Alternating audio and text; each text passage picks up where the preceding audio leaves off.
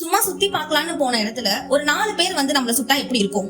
அந்த மாதிரி தான் நேத்து, அதாவது ஏப்ரல் 22 காஷ்மீர் பகல்காம்ன்ற இடத்துல இருக்க ஒரு அழகான டூரிஸ்ட் பிளேஸ் தான் பைசரன். 50க்கும் மேல சுற்றுலா பயணிகள் அங்க இருக்க இயற்கையை ரசிச்சுட்டு இருந்திருக்காங்க. நிறைய பேரு குடும்பத்தோட சந்தோஷமா இருந்திருக்காங்க.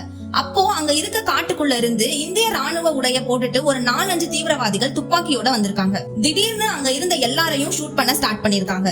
சிலர் தப்பிச்சு ஓடும் போது அவங்களையும் சுட்டிருக்காங்க.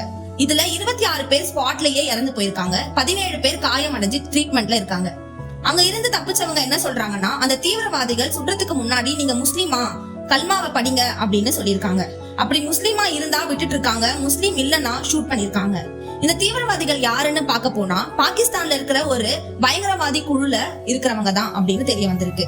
இப்போ இந்திய ராணுவம், போலீஸ், சிஆர்பிஎஃப்னு எல்லாரும் சேர்ந்து இவங்களை தீவிரமா தேடிட்டு வராங்க.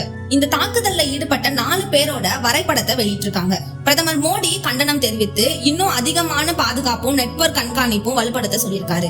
இதுல என்ன ஒரு ஷாக்கிங்கான நியூஸ்னா, கர்நாடகா சேர்ந்த ஒரு ஃபேமிலி அந்த டூரிஸ்ட் பிளேஸ்க்கு போயிருக்காங்க. அப்போ அவங்களோட ஹஸ்பண்ட சுட்டுட்டு இருக்காங்க. இவங்களோட வைஃப் என்ன பண்ணிருக்காங்கன்னா, எங்க ஹஸ்பண்டே சாகடிச்சிட்டீங்கல்ல, என்னையும் ஷூட் பண்ணிடுங்க அப்படின்னு சொல்லியிருக்காங்க. அப்போ அதுல இருந்த டெரரிஸ்ட் என்ன சொல்லியிருக்கானா, இதெல்லாமே போயிட்டு நீ மோடி கிட்ட சொல்லு அப்படின்னு சொல்லியிருக்கான். இன்னும் எத்தனை அப்பாவி உயிர்களை இந்த பாகிஸ்தான் தீவிரவாதிகள் பலியாக்க போறாங்கன்னு தெரியல.